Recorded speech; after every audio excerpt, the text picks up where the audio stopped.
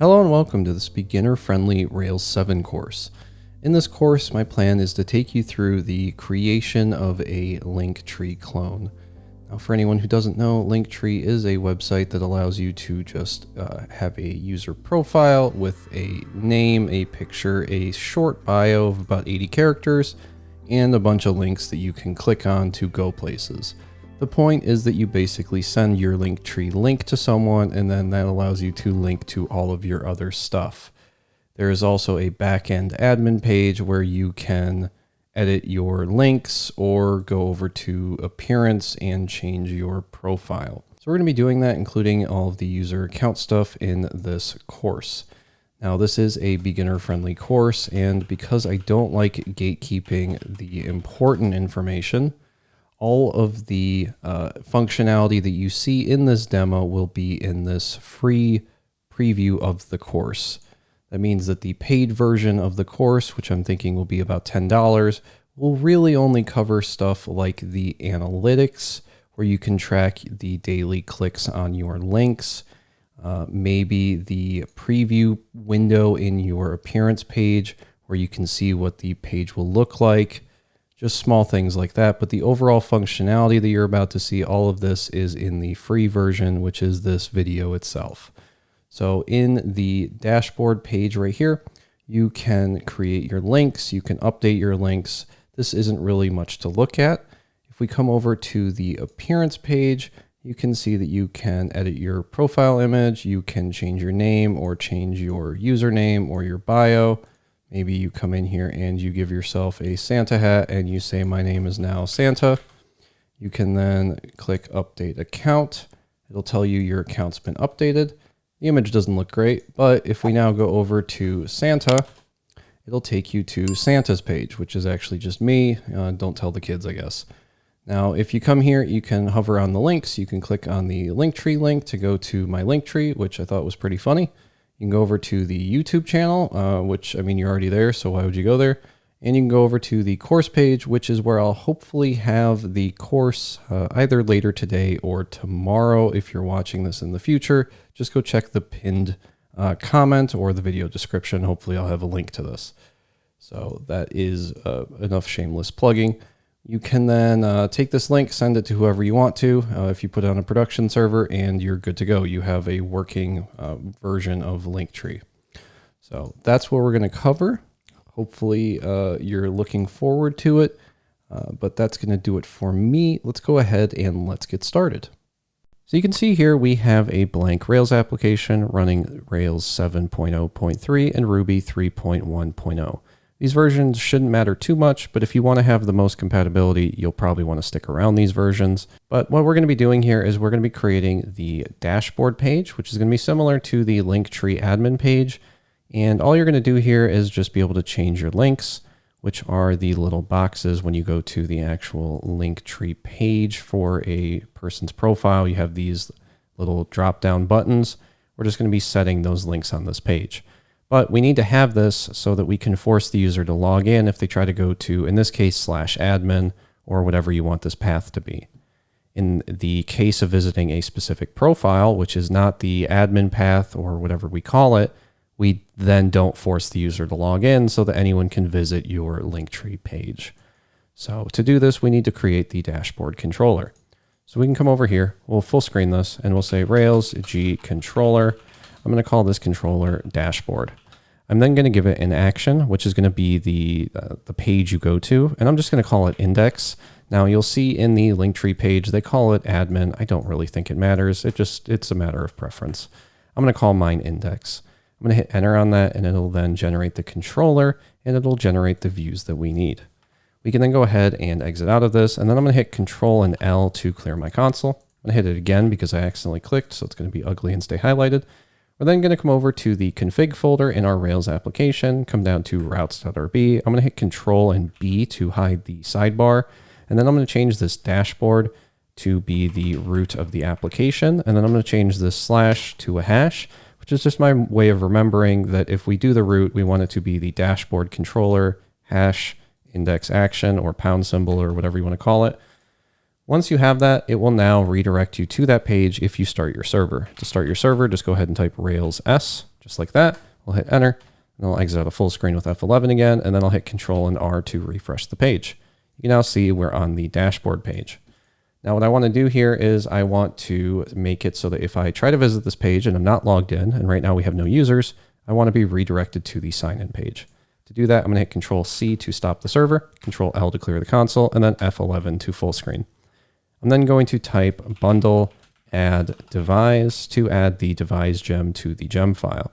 Now, if you're not familiar, I can exit out of this while it runs. The gem file is just this file right here.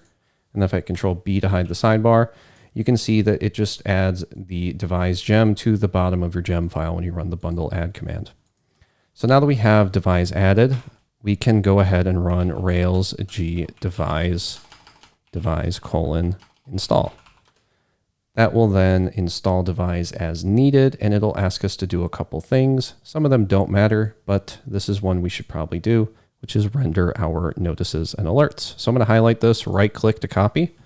That won't work in everyone's terminal, so in some cases you might just have to type this out.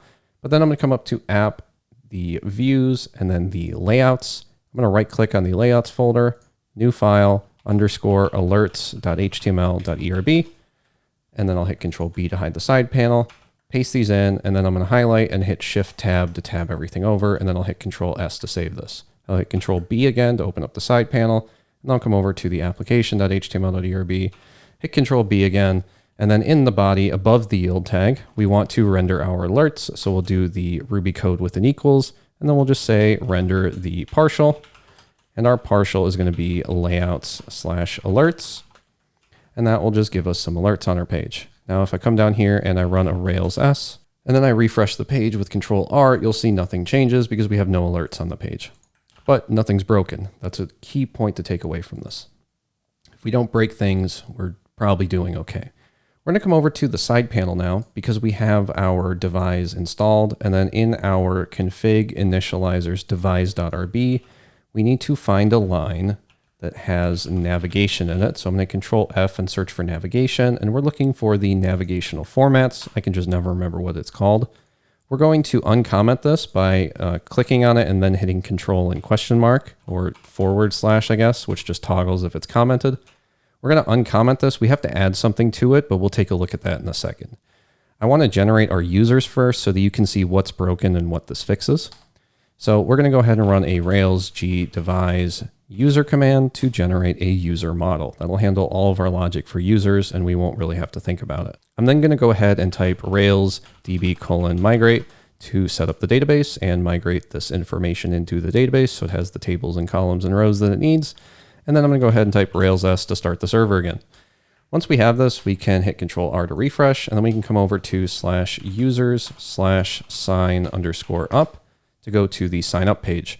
I'm going to create a test account here. I'm just going to call this test@case.com. Give it a password of password because this won't work. If I click sign up, it'll tell us no method error, blah, blah, blah. Nobody cares. And the reason why nobody cares is because ever since Rails 7, this has been somewhat broken, and you need to come into your navigational formats, add a comma, and then I'm going to hit F11 to full screen the VS Code. You need to add turbo_stream to your navigational formats. We'll hit Control S on this to save it. And then we can exit out of this with F11. We'll have to stop and start the server again.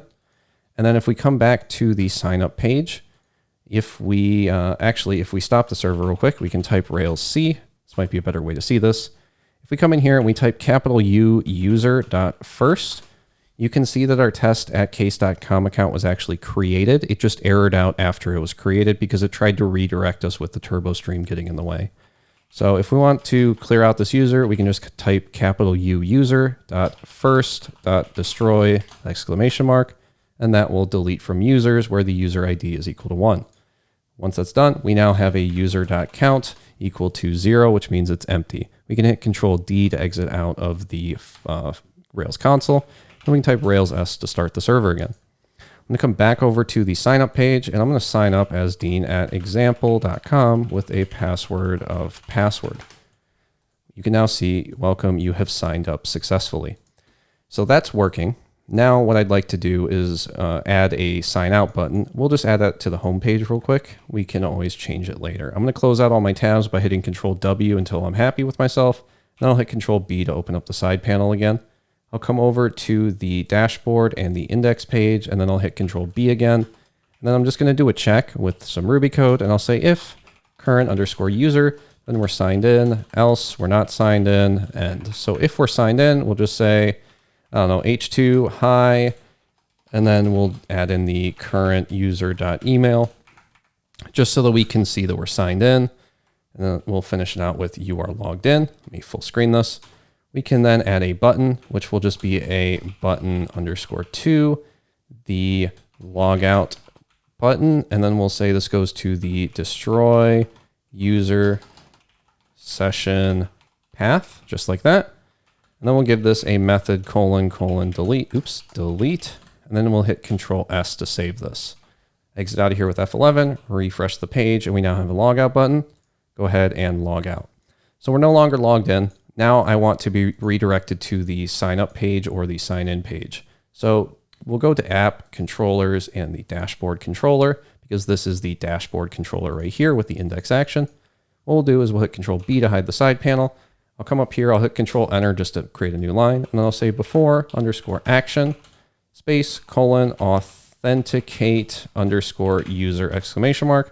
And this will force the user to be logged in before you can go to any action in this controller. It won't work for other controllers. Let's say you had like a billing controller, you would also have to add this there. If you wanted this to affect your whole application, you'd have to come into your application controller and add it in here. Same thing, you just put it in here, just like that, and then it would affect all your pages. But we don't want that because we're trying to just force it for the dashboard controller so that you can only edit your profile if you're logged in. Makes sense. I'm going to hit Control S to save this. I'm going to come over here, refresh with Control R, and then it'll redirect me and tell me that you need to sign in or sign up before continuing. So the final thing I'd like to do now is try to log in. I'll type dean@example.com with a password of password. I'll click log in. That'll take us here. Now I'm going to log out. And now that we've verified that we can log in, log out, and sign up, we are good to continue. Now that we have a sign in and a sign up page, what I'd like to do is style this a bit so that it looks a little bit more usable. For this, we're going to use the Bootstrap 5 styling. So we're going to go ahead and grab the Bootstrap 5 framework. We can do this by just searching Bootstrap 5 on Google and then going to the getbootstrap.com/docs/5.0 getting started page. Now it comes with some CSS, which gives you the look, and some JavaScript, which gives you the functionality. I'm going to grab the CSS, come over to the Explorer page or the tree. I'm going to come to App, Views, Layouts, and the application.html.erb file. And then in here at the top, right below the application style sheet link tag, we're just going to actually paste this in. I'm going to full screen this so you can see it all. I just paste in the whole thing as a link under the style sheet link tag. I can then hit Control S to save this. And then if we come over here and we refresh, you'll see that some things changed, but overall not a lot did. And that's because you still have to add the classes and all of the structure to make this look like it's Bootstrap. But you'll see some of the font changed at least. Now let's come over here and grab the JS bundle. We'll come down to the body, and then down here, I guess in like a footer, maybe we can just throw the footer or throw the JS in here so that it loads. So we'll just throw in the entire script tag just like that. And that will give us the functionality, hopefully. If we do that, we can then come over here and refresh the page. And now we should be good to go. If we hit Control-Shift-I to open up the console, we don't have any errors, so we should be fine. Now that we have that, let's style this login page. So the first thing I'd like to do is actually get this to look a little bit better with the Bootstrap. To do this, we're going to use another gem. So I'm going to Control-C to stop the console, F11 to full screen, Control-L to clear the console. And the gem that I want to use is the Simple Form gem. And I don't really use Simple Form for my forms, but it does some automatic styling for the Devise stuff. So we'll just go ahead and use that. So to do this, we'll have to type bundle add simple_form. That'll add the Simple Form gem to our gem file. Once that's done, we can then go ahead and run a Rails G simple _ form :install command, but then we want to do -- bootstrap to run it with the bootstrap generator. Now, when we run that, you can see simple form is not configured, and we'll use the default values, use Rails generate simple form :install to generate this simple form configuration. Now we can probably ignore that, because if we just type Rails, well, actually, let's not do that. I'm going to exit out of this and just type a Rails S, because I like to see the intermediate steps to see what changes. So if we do that, you'll see nothing really changes here. But now if I exit out of this again and I full screen and we type Rails G Devise :views, that'll generate our Devise views. If we now exit out of this, type Rails S and refresh the page again, you'll see that our form changes. So now we have some of the bootstrap stuff running on our login logout page.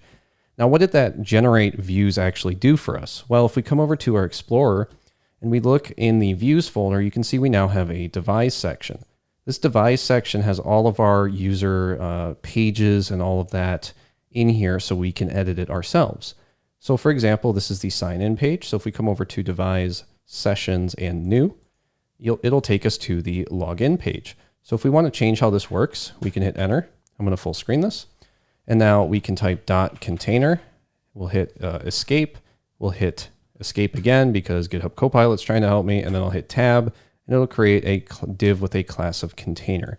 Now, if you can't create your div with a class of container when you hit tab, you'll want to hit F11 to exit full screen, come over to file, preferences, settings. And then in here in the search settings, you're going to want to search for EMMET space tab, which should take you to the Emmet trigger expansion on tab. And you're going to want to check that. What that allows you to do is a whole bunch of shortcuts where you can generate HTML components just by hitting the tab button. You can give them classes or divs just like I did. And then you can hit Alt and the arrow keys to move the closing tag for the div down here to wrap everything inside of a container.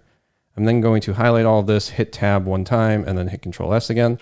If we refresh, it'll move everything over to the center. Now, we want to do this with the register page as well for signing up. So if we click sign up, you'll see we still have the simple form bootstrap styling, but we don't have everything centered. So to center everything, we'll come into the edit. I'll full screen this. I'll hit the up arrow a couple times to make sure I'm at the top. I'll hit enter and I'll type .container, escape, .container, escape, tab, enter, and then the Alt key to drag this all the way down to the bottom. And then we can come over to the registrations new page, which is our sign up page. So the edit is the edit your account page. This is the actual create a new user account page. I'll type .container. I'll do the same thing. I'll move this down.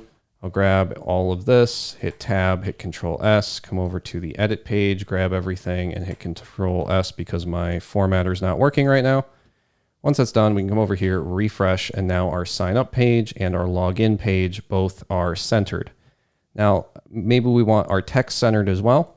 So what we'll do is we'll come in here to all three of these pages where we have the container, and we'll give each of these a separate class that we'll create ourselves. We'll call this the session-manager-container class. And then we'll give each of the H2s right here another class called the session-manager-header. So we can save that. If we refresh, nothing will happen because we actually need to create these classes first. So we'll come over to App, Assets, Style Sheets. We'll right click, New File, and we'll call this users.css.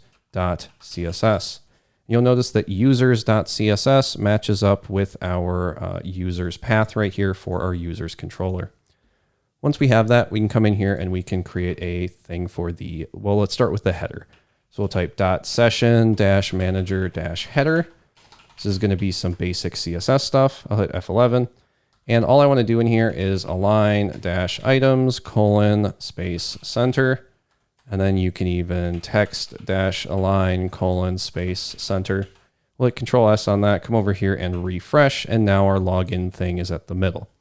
That looks good to me. Now let's do the session manager container that we have right here. So I'll just go ahead and grab this with Control C, come over here, do a dot, paste in the class name, open up some braces, And now what we want is similar to what they are suggesting. What we're going to do is a display of flex. We want to do a flex direction of column, a align items of center.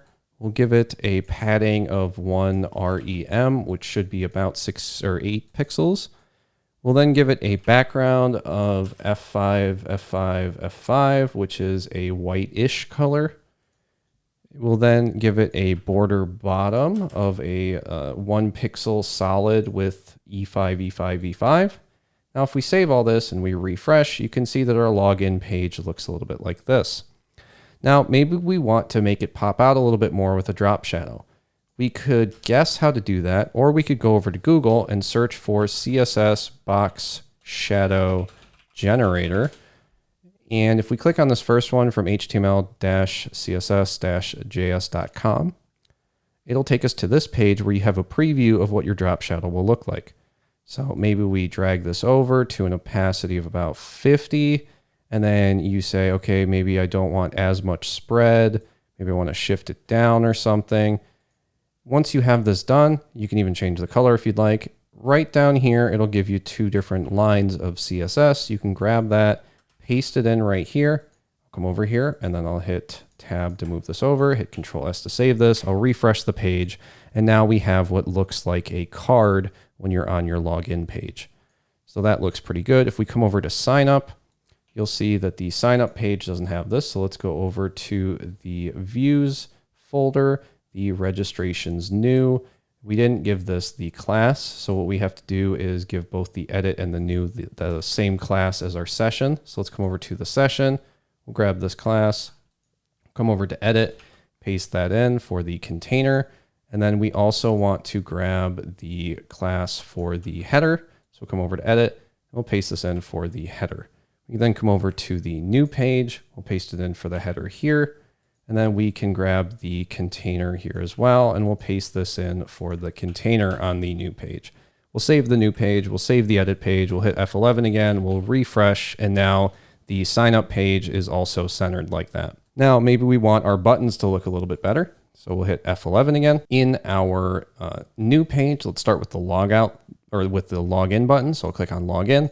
We want to change what the login button looks like. So we'll full screen. For our login button, we want to give it a extra class on the actions. So we'll say MT-2. I'll hit Control S. And the reason why we give this an MT-2, if you look at it carefully, when I refresh, it moves it down ever so slightly just to give it a little bit of padding. This actually stands for, I believe, margin top of 2. We can then say, all right, we have this margin top. Let's give it a button style. So we can add a comma here with a class and give it a BTN space, BTN-primary, which stands for the primary Bootstrap button color, which is the blue button.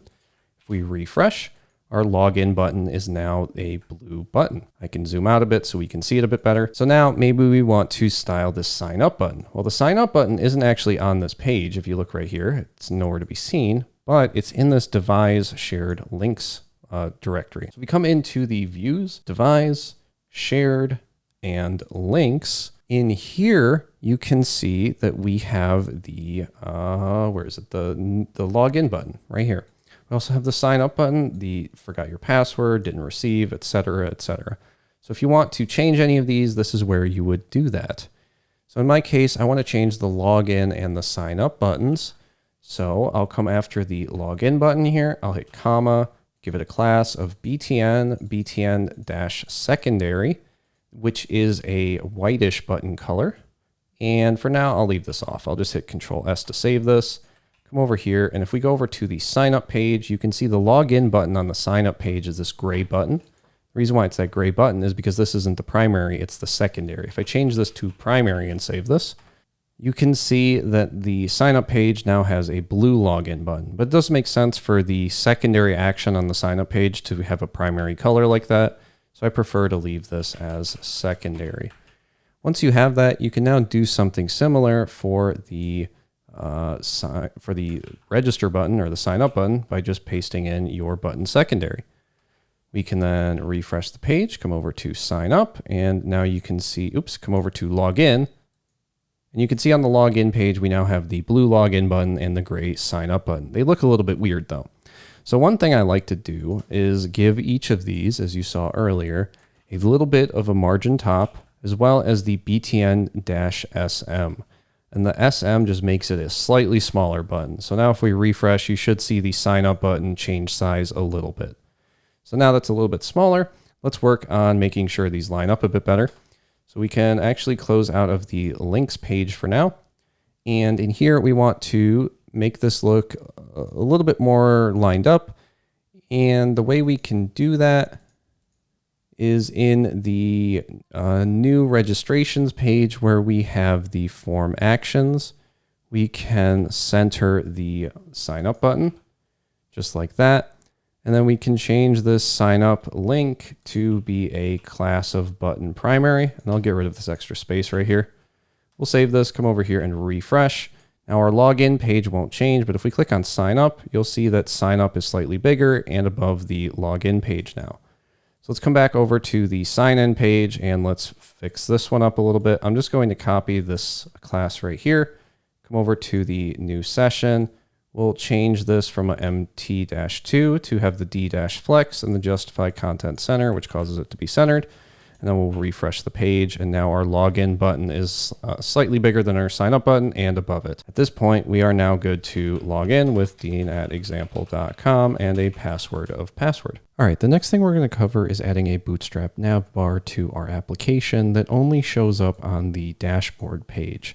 Because if we look at a profile page for Linktree, the only thing they have where the navbar would be is this little icon that just functions as a share button. So what we're going to do is only have it appear on the admin dashboard page, similar to this, where we just have the little navbar. Now they also have a sidebar, but that seems a bit excessive to have a sidebar and a navbar with all this free real estate. So we're just going to do one top bar and go from there. So we can actually do this pretty quickly. We just go over to Google, search for Bootstrap 5 documentation. That will take us to the getting started page. And then in here, we just search for the word navbar. That'll take us to the navbar page. Let me just full screen this actually.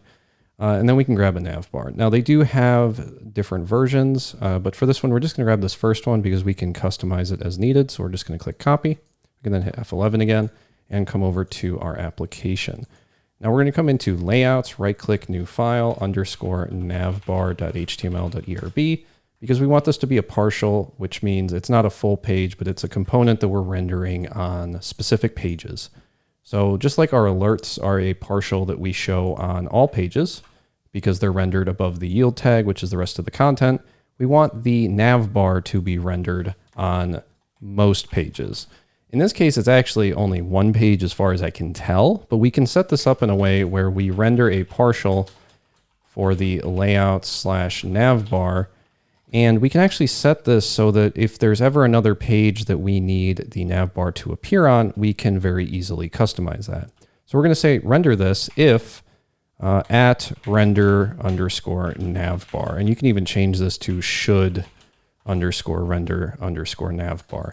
So this is a Boolean that we're going to set inside of our controller whenever we want the whenever we want the navbar to be rendered. So if we come over to the Explorer, up to controllers, and then the dashboard controller, we can come into the index and set this equal to true. We can then come into the application controller and create a before_action where we just set should render navbar, which will just be a method we create right here with the help of GitHub Copilot.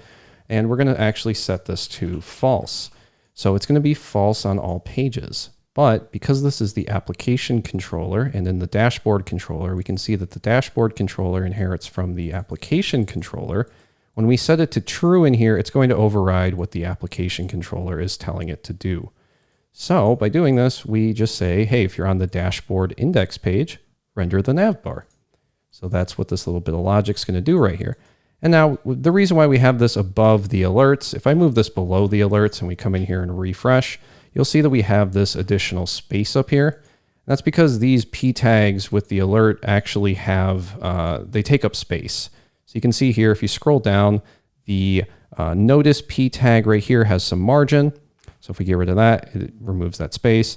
And then the alert p tag is even more obnoxious. It has some padding, and then it also has some margin along with its border. So if we delete that, it moves the navbar up. So what we're actually doing here is we're just saying render the navbar and then leave those as just blank spaces right there. Now you could change this using some like JavaScript, where whenever it gets updated, it'll then render with the appropriate size. Maybe you do a fade to trigger the alerts. It really depends on how you want to handle this. There are other resources that cover how to style the alerts, but that's kind of not the point here. So what we're going to do now is we're going to take this drop down button right here and move it over to the right side and get rid of the search, because Linktree, as far as I can tell, it doesn't have a search button. So we can come over to the navbar. I'm going to hit Control W to close some of these windows. And in the navbar, which I will now full screen, basically what we want to do is we want to get the drop down item right here, which is this item, but we actually want this entire UL. So we'll just copy this UL. We'll come down to the form right here.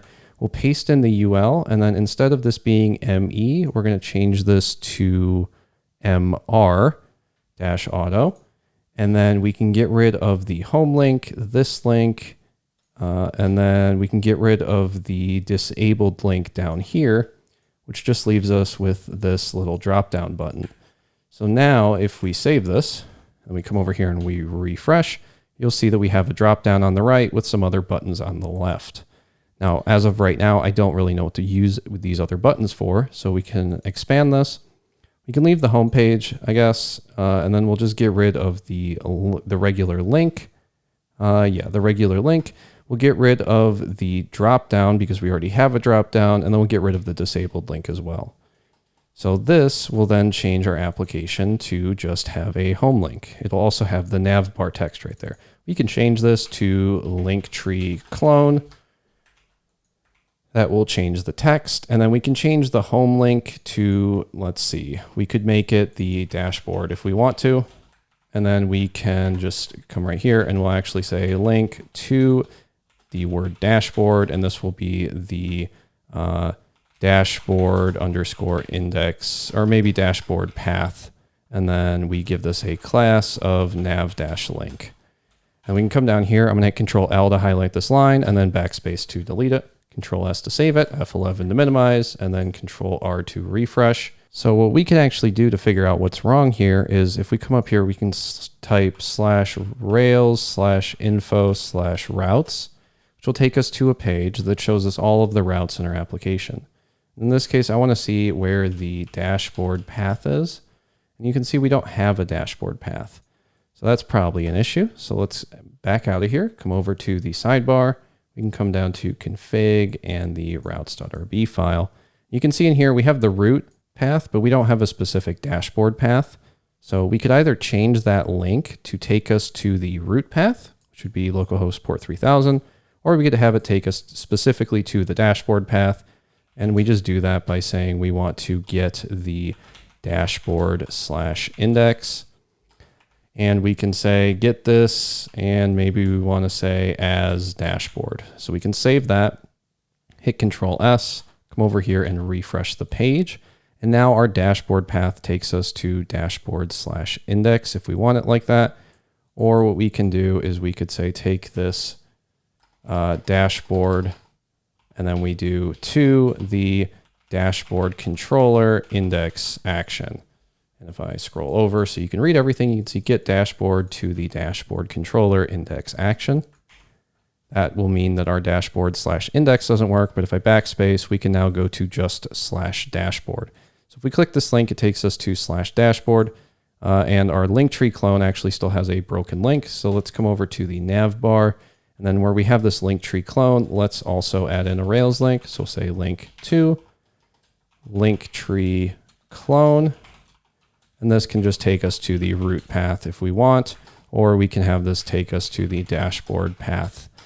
But then we need to give this a class of navbar-brand. And then we can come down here, Control L again, backspace, Control S, and then F11, refresh.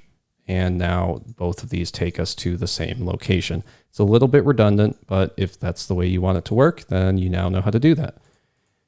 Now the /rails/info for the routes is very helpful.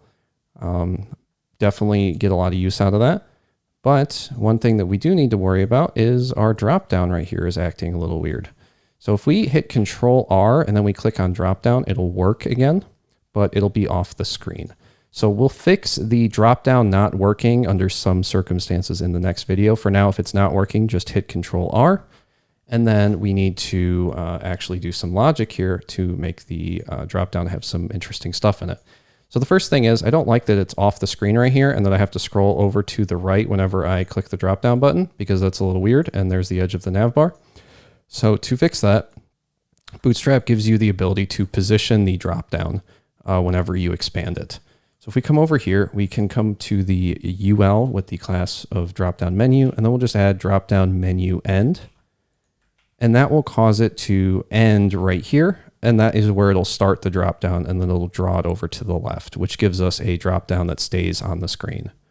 Now, if we come over to Linktree and I click on, or I hover over my icon, I have a My Account section, a Billing section, Cookie Preferences, and the Logout button. For now, we're just going to have a My Account button and a Logout button. So let's just do those real quick. So we can come over here, and in our list, we're going to have one item on top, which will be our My Account button. So we can do equals link to my account. And this will take us to the edit _user _registration _path with a class of dropdown -item. And then we can get rid of this dropdown item, but we need to be careful because this isn't just an A tag, it's an A tag inside of an LI. So we actually need to get rid of this A tag and then take our link to and put it in this LI, just to make sure that everything looks okay. So we can save that, come over here and refresh the page. And now if we click on this, we can go to My Account, which takes us to the user's edit page. You can see here that our forms are already a little bit styled. And if you have stuff like 1Password, it's going to be suggesting everything under the sun. And if you use a whole bunch of different test accounts that really don't make a lot of sense, then this is also where you'll see them. So you can see my whole host of test accounts that I use here. But we now have the ability to edit our account. Let's change the bottom here to be a logout button. So to do the logout button, same deal. We're going to actually take this bit right here and replace it because I like having this divider. The divider just causes that little line right there, which breaks the actions that keep you logged in from the actions that don't. So we'll just get rid of this A tag. We'll replace it with a link. We'll say link to logout. And now you'll notice that here we're using a link to logout, and on the home page or on the dashboard page, we were using a button to. Well, there's actually a way to make link tos work with Devise, which we'll do here. So we'll say this takes us to the destroy user session path. Make sure it's user session, not registration. If you go to destroy user registration path, you'll delete your account. So that's no good. Now here, instead of doing method : delete, what we can do is we can give this some data. And then in this data, we need to give this a turbo _method : with the word delete in it. And that'll cause this to work the same way as a regular delete method, just like the previous one. However, this delete method will work specifically for turbo, which is what Rails 7 is powered by. Then after we do this, we can give this a class of dropdown -item. I'll hit Control S to save this, F11 to minimize, and then Control R to refresh. I'll click on the dropdown. You can see here the little logout button. If I click that, it takes us to the logout page. Now, if I scroll through here, and I'm going to scroll out a little bit, we can see that we get the 401 unauthorized here after we log out, and we get a couple of errors in here. I was hoping to see some more, but we'll see a few if I log in and log out a bit. So I'll say deanatexample.com with the password of password. I'll hit enter to move the console down a bit, and then I'll click login. Now, if I try to click on the drop-down, nothing will happen. If I hit Control-Shift-I, you should see some things start to appear in our console. And the other issue is if I log out here, you'll see that we start to get errors in our console down here in our terminal. And these errors are occurring because we need to deal with, when we log in and log out several times, Turbo is caching the page, and that's what's causing the dropdown to break with the JavaScript, and it's also causing some unknown formatting issues here. So we'll take a look at fixing these TurboStream 406 not acceptable issues in the next lesson. Okay, so now we're going to take a look at how we can fix both the dropdown when you log in, as well as some of the errors that we find in the console when you log out.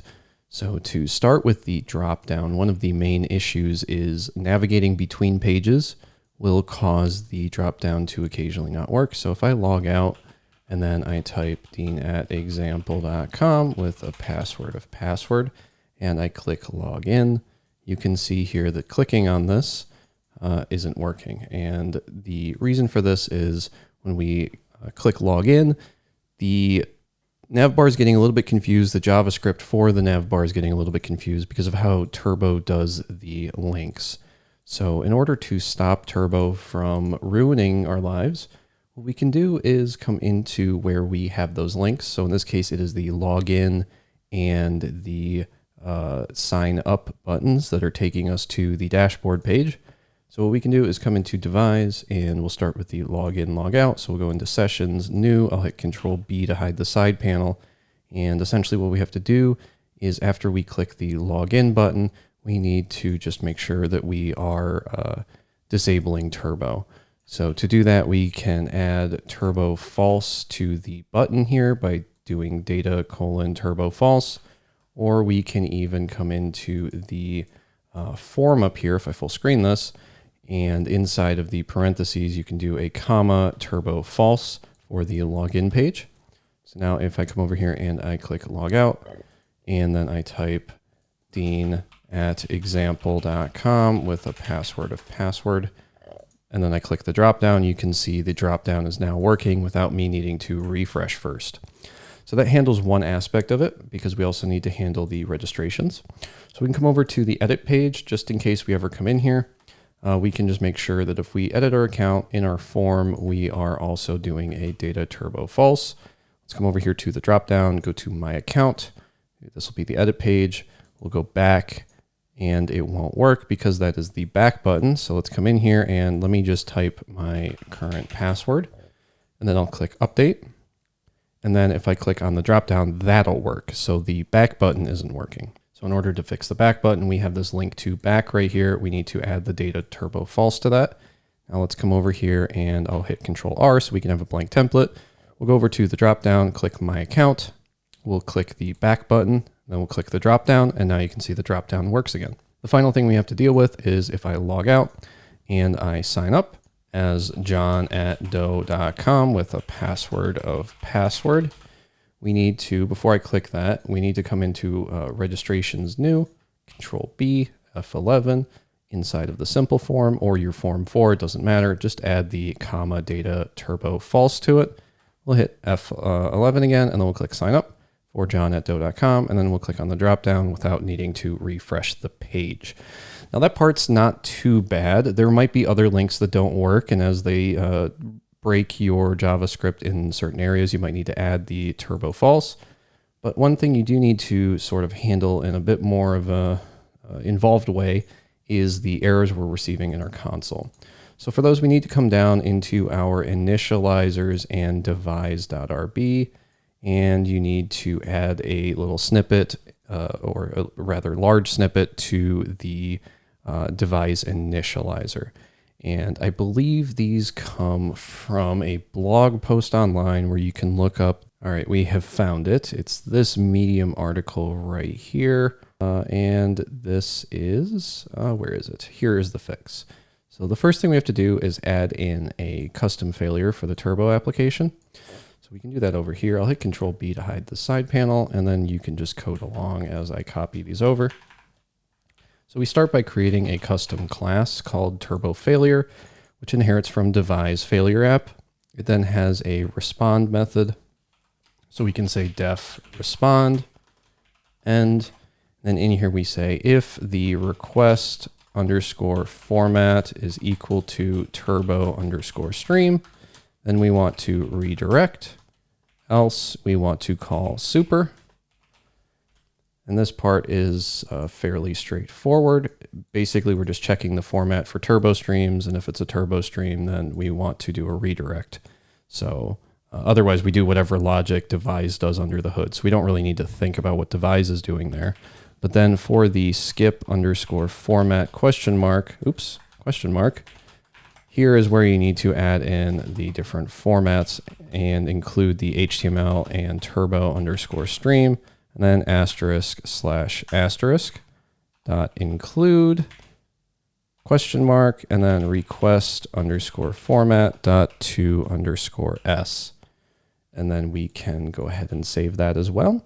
And now the last thing is down here, you have the option to change your parent controller, which I believe is the last step here, where we have to change the parent controller from Devise controller to users::Devise controller, which means we have to go create this controller. So let's come over to our Explorer, scroll up to the top. Under controllers, we'll right click, new folder, call it users. And then inside of that users folder, we want to create the users Devise controller.rb. So we want to grab this. So we want to right click, new file, and then say Devise_controller.rb. Now, before we do this, we do need to come back over to Devise.rb. And there is a section in here where it sets the custom failure. So we need to find this. It looks like it's around line 301. So we'll just do that down here. I'll hit Control B again. And then for this, what we do is we grab this warden manager here. So we'll uncomment the warden manager as well as its end block. And then we just want to say manager.failure app is equal to, and then we want to call this the turbo failure app. And then we can save that. Now we can come over to the Devise controller where we can add in the rest of this. This is going to be a class of users. From the Devise controller, we of course grab the application controller. And then in here, we need to create a class of responder from the action controller responder. And you don't necessarily need to know what this is doing. This is just a workaround to make things work in the current state of Devise with Turbo. It's really not ideal, but it is the only option we really have right now.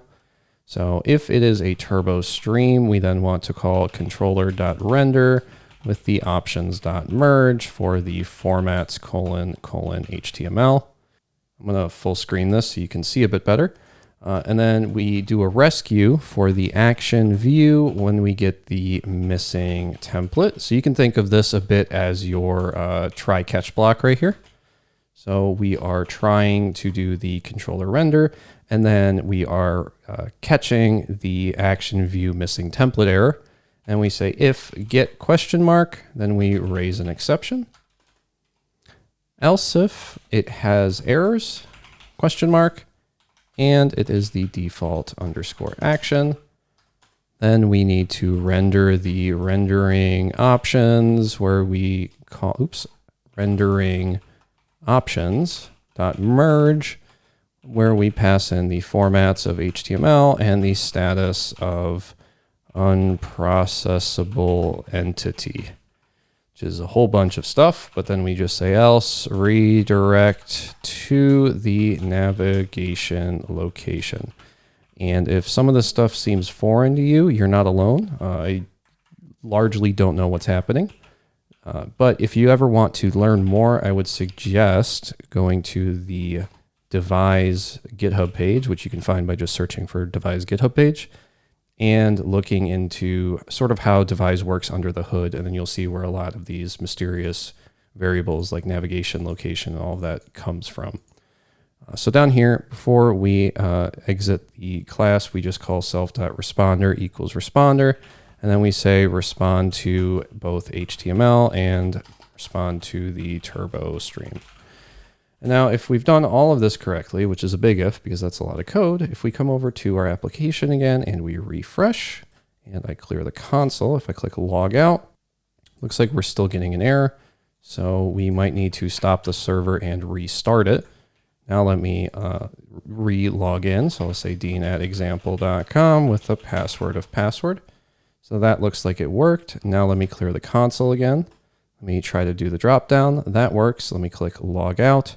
And now we are just getting a log out request with a redirect, which we expect, We have a unauthorized, which makes sense because we need to be logged in to be on the dashboard page. And then we do a GET request for the sign-in where we process the Devise sessions controller as a turbo stream. So now we are able to log in and log out without any of these errors. Now we can move on to the next part of the application. Now we're going to take a look at creating the profile page for our users. So this will be our user show page if you want to think about it like that. In order to do this, we're going to have to come into our app, our controllers, and our dashboard controller. Okay, so once we're in here, what we want to do is create a show action. And then in this show action, what we want to do is say @user equals something, but instead of doing it in the show, let's follow what they usually do with these scaffolds. And we can actually create a set user method. We can do that down here by typing private, and we'll say def set underscore user end. So this is similar to the set post method you normally find. And then we can do @user equals user.find. But the issue with .find is this might run into problems if someone goes to, let's say, they go to localhost port 3000, and then instead of typing /1 to go to the user profile at /1, they go to localhost port 3000 /alphabet soup, right? Like that's probably not going to work for us. So what we can try and do is say @user equals user.find underscore by underscore ID, and then pass in the params for the ID. Now, find by will return nil if it doesn't find anything, and finding by the ID stops us from trying to find a different type of parameter here if you put in like the word test, for example. So I can save this. We can come up here and in the before action, we can just create another one that says, hey, before anything else, can you set the user? But only set the user for the show page, which means you can make sure that the only methods that have this @user set are the ones where you need to see someone else's user. So in that same vein, we have the authenticate user. And when I go to the Linktree website, I want to be able to see other people's accounts without having to log in. So what we can do is instead of typing only, we can type except, and we can make the show page the exception here. So now you'll have to authenticate if you create a new method here called, I don't know, foobar. This one will still require you to log in because you're only skipping the authenticate user for the show page. So in this case, we only have one, but if we add another method, it'll force us to log in unless we change it ourselves, which feels safer than just allowing it out into the wild. Now we're going to get rid of this find method here, and we can get rid of these this comment. We can leave the /1 for now. And in the show action, what we can do is we can say redirect to the dashboard path, but only do this if @user.nil ? So we can save that. We can exit out of here, come over to the full screened application over here. And I already have a working version here because I'm doing some editing magic. So I'll try to go to /1 and that won't work. I can try to go to /2 and that'll take me to dean@example.com because we already had a /1 user. If I go to /3, that'll take me to John Doe's profile. If you'll remember when we were registering our accounts, we created test@case.com and then we deleted that account. So this is already redirecting us back to the home page if we try to go to test@case.com's account. Now, if I type the word /test here, it'll also redirect us to the dashboard. The nice thing about this is we can still go to the actual root path without any issues as well.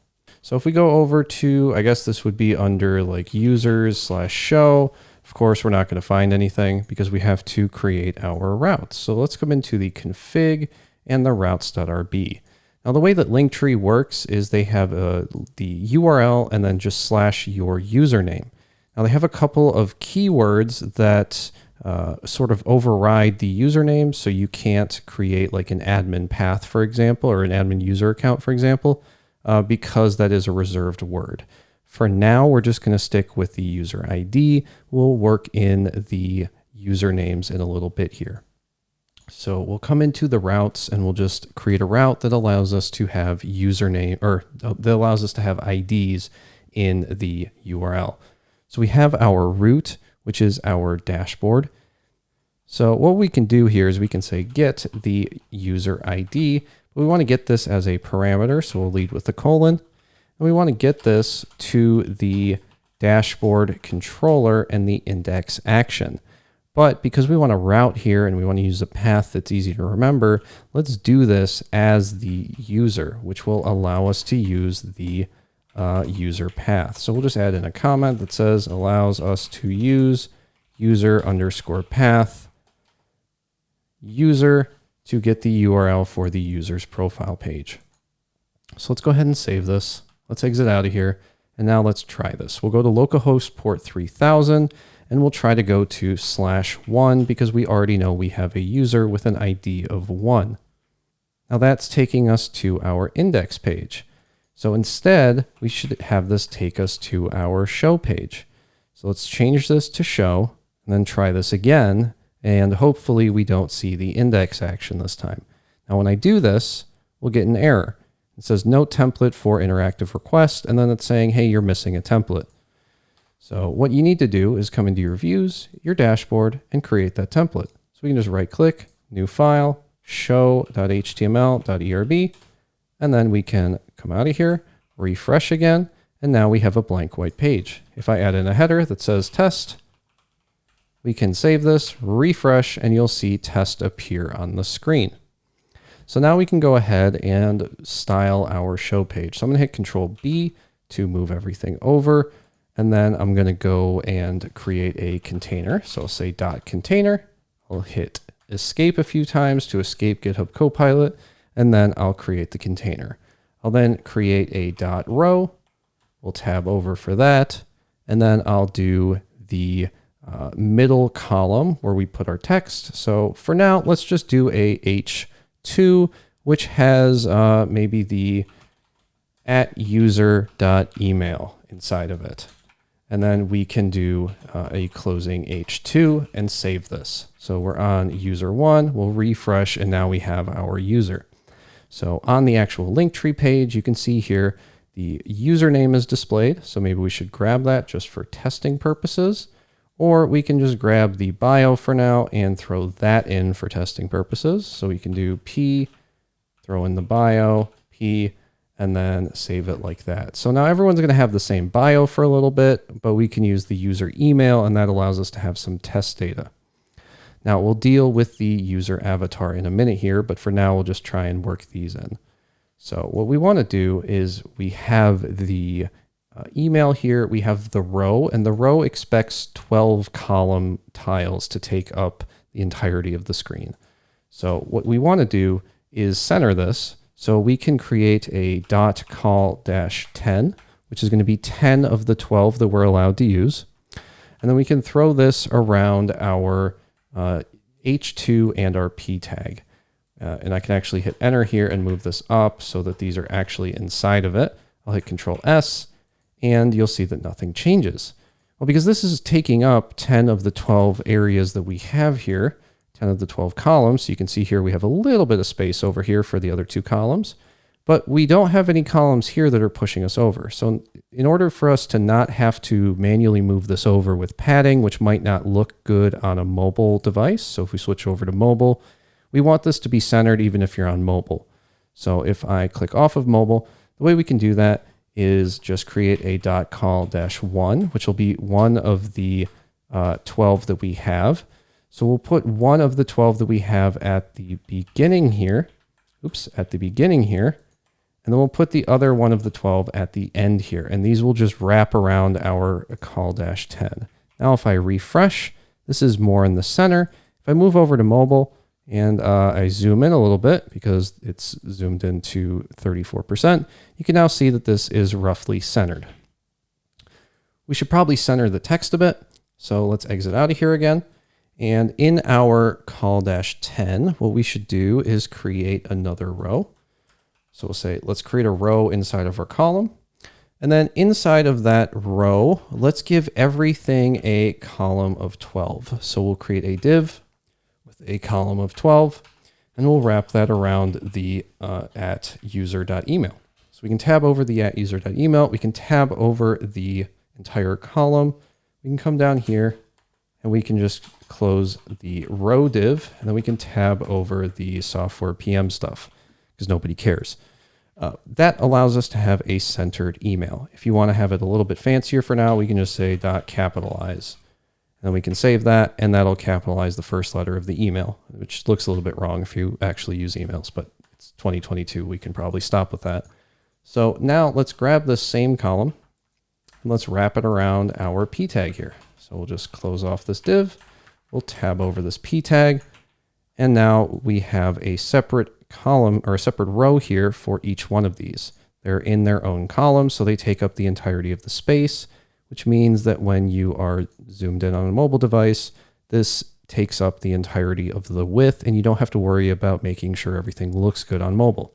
The final thing we should do here is just grab this last div, throw this up top here and close it. And then in here, we'll just leave a, I guess we can just leave something that says profile image goes here. And then we can use that as the placeholder for our profile image, which we can start to implement now. In this part, we're going to go ahead and add the profile images for our users. So I'm here on localhost port 3000/2, which is my first user account. And I want to add the profile image up top here. So the way we're going to do this is we're actually going to have to stop the server for this one. I'll hit Control L to clear the console, F11 to full screen, and then I'll hit Control plus a couple times so that you can actually see what I'm typing. What I'm going to do is run the Rails active _ storage : install command. And this should generate the migrations for us, which it did. This gives us the active storage tables. These will allow us, after we run a Rails db : migrate command, to store images and files in our database. So now that that's done, we can go ahead and run a Rails S command to start the server.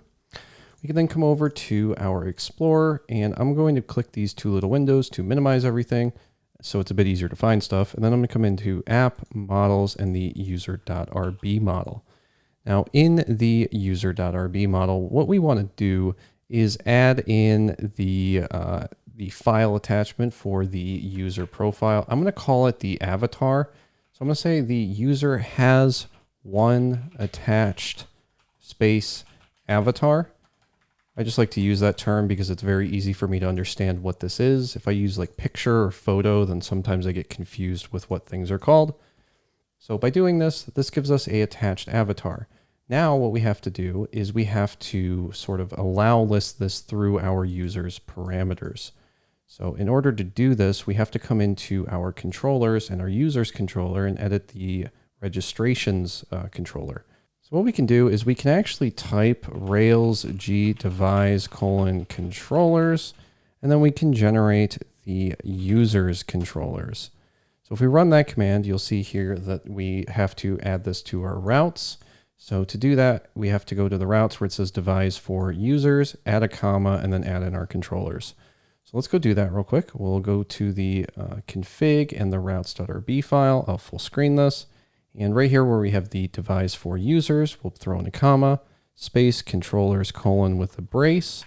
And then we're going to add in the sessions controller and the registrations controller. I just like to add both of these just in case. Once that's done, we can come up to our users folder in our controllers. Now you can see all of these controllers here. So if we go into the registrations controller, this is where we can override stuff. And the one we want to override is the account update params. So we'll do that. Then we'll scroll down to the configure account update parameters. We'll hit Control ? on that as well to uncomment it. And then we'll add the avatar in here. That will allow us to edit our user profile whenever we implement that functionality in our views. So this will now allow the avatar through the sanitizer. So now that we have this, we can come into our views. So we'll go down to the views folder, the devise folder, and this is where we would normally add it into our registrations edit page to upload an image. But if you look at how Linktree handles it and other websites handle it similarly, sometimes you'll have the update page on like a different page, and then your actual account specific settings stay on the edit account page. So in this case, if I go back to the dashboard, if I go to, well, I have to start the server. If I start the server and then I go to the dashboard, and I come over here to the drop down and I go to my account. In this case, we would leave the my account page to just update specific stuff related to the security of the account. And then we would have the rest of the stuff in a page similar to this one where you can just edit it. So the way we'll do that is we'll create a appearance page. So we can come into our controller and our dashboard controller. I'll hit Control B to hide the side panel. And I'll just say def appearance end. And for this case, we don't actually need to have the at user defined for appearance, but in the appearance controller, we do want the navbar. So let's just go ahead and paste that in. And we do need to authenticate the user here, but because we set this to accept, we're already authenticating for the appearance. So that's good. Now we'll save that. Now we'll come down to the views and the layouts and the navbar. I'll hit Control B again to hide the side panel. And then we'll copy this. I'll hit F11 first. We'll copy this. We'll paste the dashboard link. We'll tab this back over. And then we'll change this to appearance. And then we'll change this to dashboard underscore appearance path. Or we can even just change this to appearance path like that. Now let's come over to the routes, and the place where we have the routes right here for the dashboard. We'll add in another one, change it to appearance. We'll change this to the dashboard controller appearance action. We'll hit Control S to save that. We'll come back over here. I'll scroll out a bit so we can see this. And now you can see we have Linktree clone takes us to the dashboard. Dashboard takes us to the dashboard, and appearance takes us to a missing template. So let's go ahead and let's move over to this appearance page. So we'll come up, we'll go to the views. We'll find the dashboard controller, wherever that may be, or the dashboard folder. Right click, new file, appearance.html.erb, and then we'll hit Control B. We can then hit F11 because there's going to be a little bit in here that we need to do. The first thing we need to do is create a simple form for. So we'll say, let's do a simple underscore form for. This needs to be for the current underscore user. And because our controller checks to make sure we're logged in here, we already know we're going to have a current user. And then do a URL, and the URL is going to be the registration path for the current user. We can then do a HTML where we just say the method should be put. And then we can actually come in here and let's hit enter on this and tab it over. We'll hit enter on this and tab it over. And then we can do a comma after the HTML. Come down here, say the data needs to be turbo:false. We'll save that. And then outside of this, we need to say do space, and then F will be our variable. And then we can come back here and start working on this. So in here, what I want to do, first of all, I want to come up to the top and I just want to say H1 appearance page or something, just something to see what page we're on. Make sure that this actually loads. Looks good to me. Go ahead and full screen this again. So we don't actually need the appearance, but we can keep it just for the sake of it.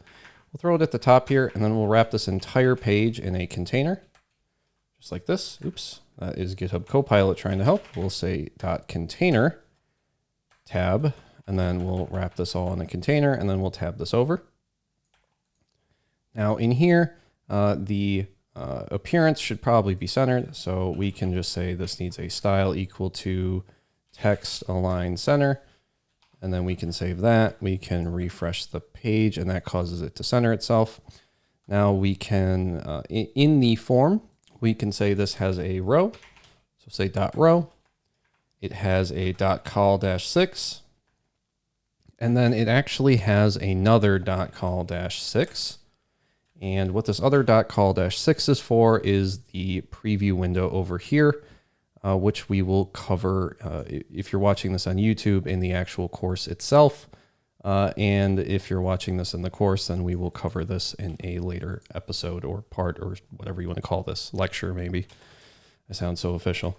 So we have the column 6. Now let's do a dot row in here to keep things nice and organized. And then we're going to break this row up into 4 parts. So we're going to have a call dash 4 for each of the 4 parts.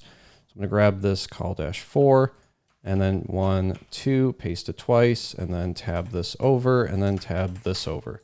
So in the first call dash 4, I want to create a image underscore tag for the current underscore user dot avatar. And I want to give this a class of avatar-image. I then, at the end here, outside of the parentheses, want to say only do this if the current underscore user has an avatar that is attached ? So if you don't have a avatar attached, this will stop it from throwing a null error, and you don't have to worry about this running if you don't have a avatar attached yet. Once that's done, we can come into the second column. This needs to be our f.input for the avatar. This will be required : false with a label : false. We can come down to this last one here, and this will be our f.submit for the update avatar button. And then once we have that, we have the preview down here, which will be the other half of the page. You can, of course, make this a full width with 12 and then just get rid of this 6 if you would prefer. In my case, I'm going to leave it as the 6. And then you should see we'll have something similar to this. It won't look as good, but you'll get the basic idea. So we have the choose file button here. We have the update avatar button here. We just don't actually have an avatar yet. So the way we get an avatar, if I zoom out a bit here, we need to give the row here a bit of a margin dash top. So we'll say MT dash 5 maybe. We'll see if that's enough. There we go. That seems fine. Now that we have that, let's try to upload a file. So I'll come in here, I'll grab my profile image and I'll click update avatar. And you can see when we try to update, it takes us to the edit users page with a current user can't be blank error. So in order to fix this, we actually have to do some custom logic. So we're going to full screen this and come over to the registrations controller. And then in the registrations controller, we have the protected section. And in the protected section, we can do a update resource action. So we can say protected, and then we'll do a def update underscore resource. This will take in a resource with some params. And then we'll say we want to do a return for the super. So we want to return super if this has the params for the password present. So if you're trying to set the password, then we'll return super, which will require you to confirm your password. If you don't have the password present, then we want to do a resource.update without password. We don't want to do params. We want to do params.accept the current underscore password. Current underscore password. And that will allow us to update the user registration without having the password present. So that allows us to skip this check in this specific case. We then can add a comment up here for the current password if the user is trying to change the password. And this is, of course, based on a Stack Overflow answer, just like a true programmer. So I'll leave the link there in a comment. And then I'll also link to the mentioned blog post here. That way, if you ever need to reference it, you can find it just like that. So this should allow us, in theory, to do the update password, or update resource. So now if we choose a file, we grab the profile image and click update avatar, you can see your account has been updated successfully. Now, the issue with this is it is redirecting us after we do the update resource. So it takes us back to the dashboard page post update. So the way that we fix this redirection to the home page is actually fairly simple. So if I come back to appearance, I have my image here now, which is great, but we need to override a method called afterUpdate4, which takes in a resource and it just redirects us to the request.refer. So if we do that, And then we come over to the appearance page. You can see that I have the form 4 here, the simple form 4, the current user, the URL of registration path for the current user, HTML put, data turbo false. All of that stuff takes us to the registrations controller, which does the update resource. And then after this is done, it implicitly, somewhere along the lines, calls this after update path for. So if we override this by putting it inside this protected area right here, right below the update resource, this will then take us back to wherever we came from. So that's what the request.refer means. So if I come in here, for example, and I choose a file here, and I change this to, I don't know, me playing chess, I click update avatar, it takes me back to the localhost port 3000 appearance page. If I come over to my account and I change my password, or I just enter my current password, I click update, it takes me back to the account edit page. So that's sort of how we trap ourselves in the current page that we're in. Now that we have that, we should probably style this so the image doesn't take up the entire page because nobody wants to see my terrible chess playing. So in order to do that, we can come into the appearance page. And in here, when we did the user avatar, we created this avatar image class. So let's go ahead and let's go to the Explorer, scroll up to Assets, Style Sheets, Application.css, and we'll do the avatar image real quick. This is going to have a width of 10 rem, a height of 10 rem, and a border radius of 50%. This border radius of 50% is what gives it the rounded edges. So if we save this and we refresh, we now have a circular portrait. Of course, this isn't a great picture for a circle, so I'll use my patented GQ model photo. At least that's what I tell myself at night. So this gives you your little preview for your image. And then if we go over to, let's say, /1, I guess we have to go over to /2. This is our profile page. So let's go ahead and let's just add in this image real quick. So in order to do this, we can come into our show page. I'll hit Control B, F11, and then right in here where we have the profile image, we'll just do a image tag for the @user.avatar with a class of avatar-image. Then we'll do this only if the current user, if the @user.avatar.attached ? So we'll do that same check just to make sure that the user has an avatar attached, and then we can refresh the page, and now we have a rounded avatar with our name and a bio. Now, of course, the name is our email right now, and the bio is hard-coded, but we can take care of that in a minute here. Next, we're going to add the usernames, the user's full name, so this name right here, and the bio. In case you're wondering what the username is for, it's actually the thing that turns into the URL. So we do have a lot to cover here. We'll cover the URL after we implement the basic username functionality because there is a little bit to cover. So we'll start by generating a migration. So I'll go ahead and I'll stop the server, bump up the font size, and then I'll hit F11 to full screen, Control L to clear this. And we'll say Rails G migration, add fields to user. We'll give the user a username of type string that needs to be unique. So we'll type UNIQ.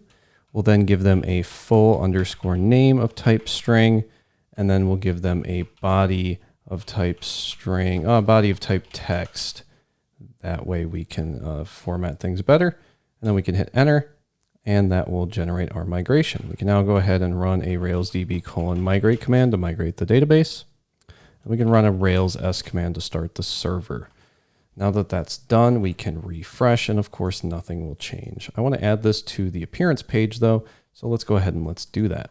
I'm going to come over here into our Explorer. I'm going to collapse everything and then go into the app, the views, the dashboard, and the appearance page. I'll hit Control B to hide the side panel and then F11 to full screen because we have a little bit to do in here.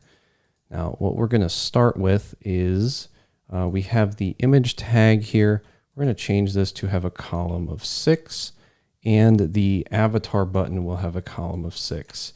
The update button will go down here for now, I guess. And then because my formatter is broken, I'll have to reposition everything manually. But if we do this, we can then refresh the page. Update is now down here, and the rest of the stuff is positioned as you would expect. So we have the margin top for the row as well. I think the input could also benefit from a margin top.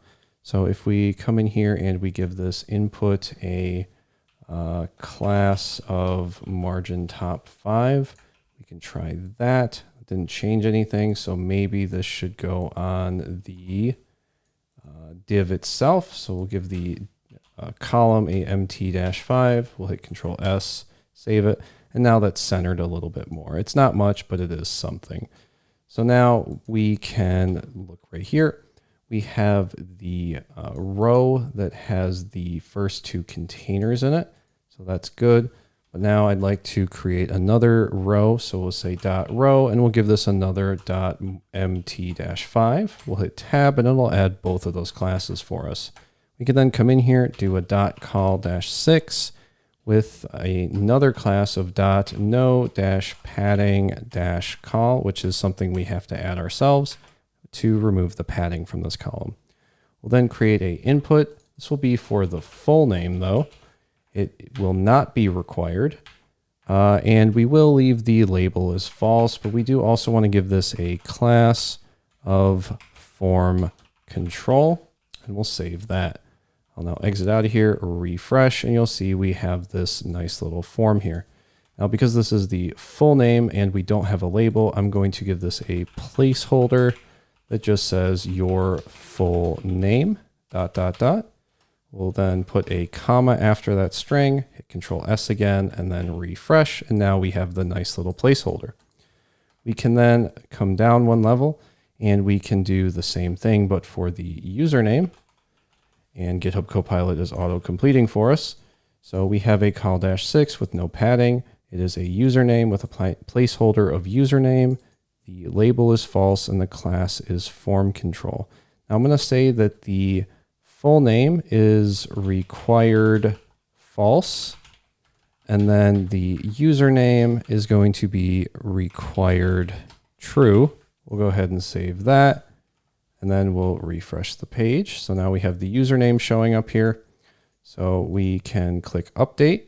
Now that tells us it updated, but if we scroll up here, you can see that we have a whole bunch of unpermitted parameters there. So it probably didn't update anything. Now, if I try to do like test case update, you'll see that nothing saves. So we do have to work on that.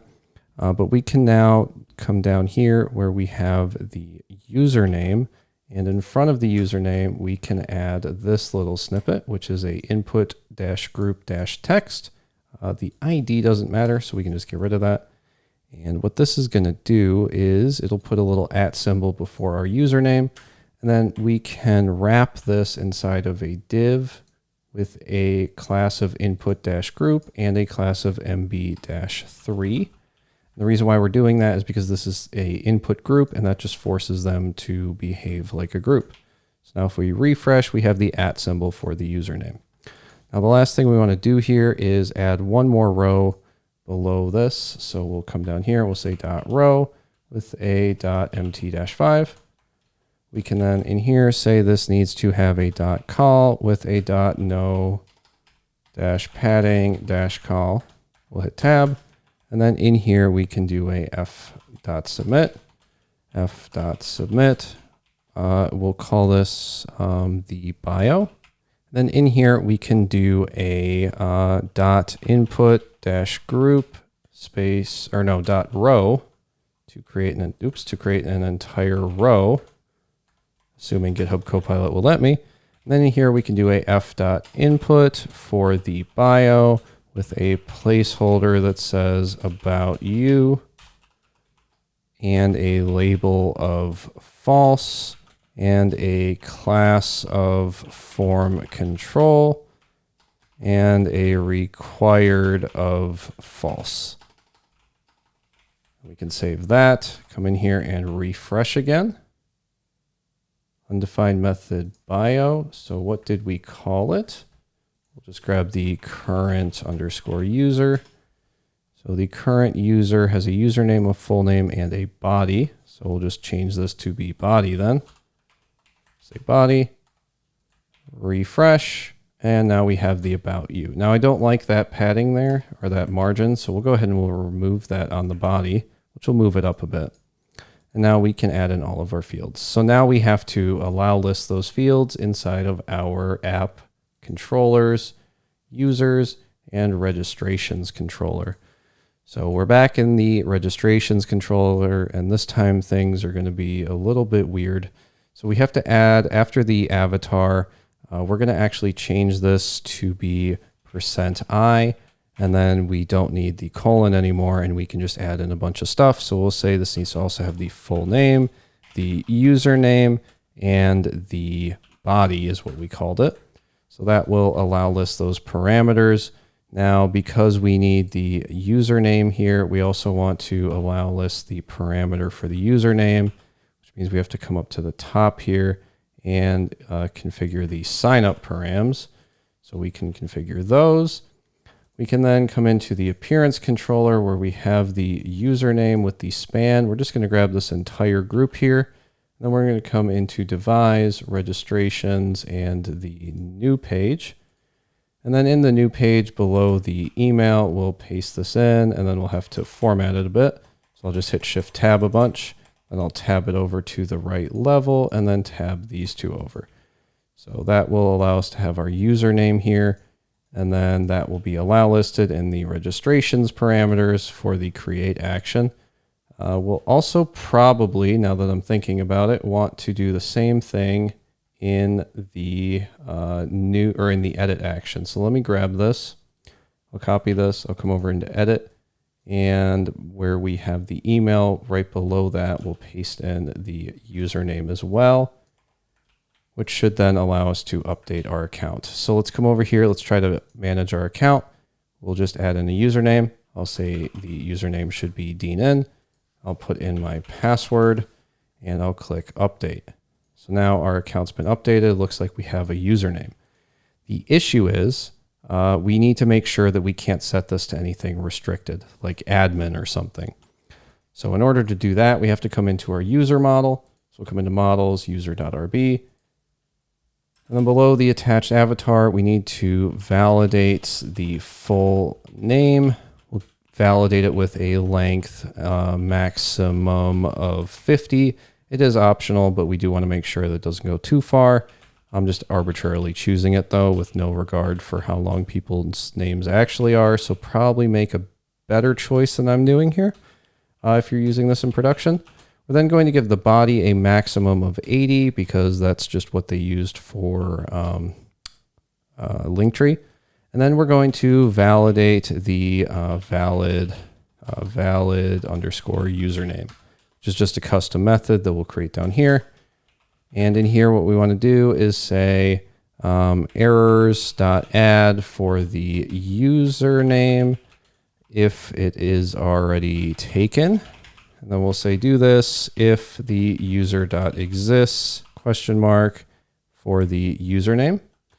We then want to do the restricted underscore username underscore list is equal to %i.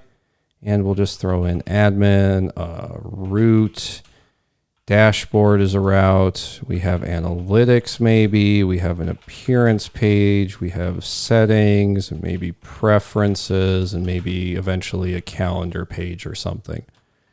So those are all the words we can't use for our username. And then we'll just say errors.add username, comma, is restricted. And then we'll do this if the restricted username list dot include the username. So if the restricted username list includes the username, then we're going to tell them that is a restricted username. Seems simple enough. We'll hit Control S. We'll refresh. I'll try to set this to be admin and click update. And you'll see here that we have a problem to review, which is that the admin is a username is restricted. I'll change this back to Deanin. And it'll tell me the username's already taken because that's just what my username is set to. So if I come back in here and edit my account, you can see it's still Deanin. So that gives us a username that we can use. Now, if we come into appearance and we try, first of all, we have to get rid of some padding here. But if we try to set this to admin in here and we click update, you'll see the bane of my existence. So this error is because we have to override a very annoying method in the registrations controller. So if you go to Google and you search for the Devise gem page for GitHub and you click on the link, and then you're going to hit period on your keyboard or the greater than symbol to open up a Visual Studio Code instance in the browser. You can then come in here, and if I scroll in a bit, oops, that's too far. You can come into App, Controllers, Devise, and Registrations Controller. And in here we have a update action. So this is the super that's being called in the update action in all of your registrations controllers for Devise. So you're just going to want to grab this update method. You're going to come out of here. You can exit out of that. You're going to come over to your own registrations controller, and then you're going to find, if you scroll up, the update method. You can uncomment it, and instead of it calling super, we're going to actually change this to call that method that we just found. So this is completely overriding it with the same logic, but we're just going to change it a little bit. So what we do is we say down here where it has the respond with resource, this is if the resource updated, we do this. Otherwise, something went wrong, so we have to do something. So where it's responding with the resource, we actually need to do a redirect underscore to the request.referrer, referrer with the alert for resources or resource.errors.full underscore messages.join parentheses, single quotes, comma, space. And then we can save all of that, exit out of here, and come back over to our application. And now I'm going to try to change my name to admin inside of the appearance page. And it tells us the username is restricted without redirecting us. I can come over to my account. I can say, let's change it to admin in here, click update, and it keeps us on this page. So that's just something to be aware of. It looks like our back button here is a little bit broken. So in order to fix that, let's come into our, where is it? Let's come into our shared links maybe, or no, our registrations edit. If we come into our registrations edit, it's trying to redirect us to back. We're just going to redirect this to the dashboard path instead. And then if we now refresh and click back, it'll take us to the dashboard path. So that works. We now have the appearance page again. Let's get rid of this padding. So in order to do this, we have to come up to our assets, style sheets, and our application.css.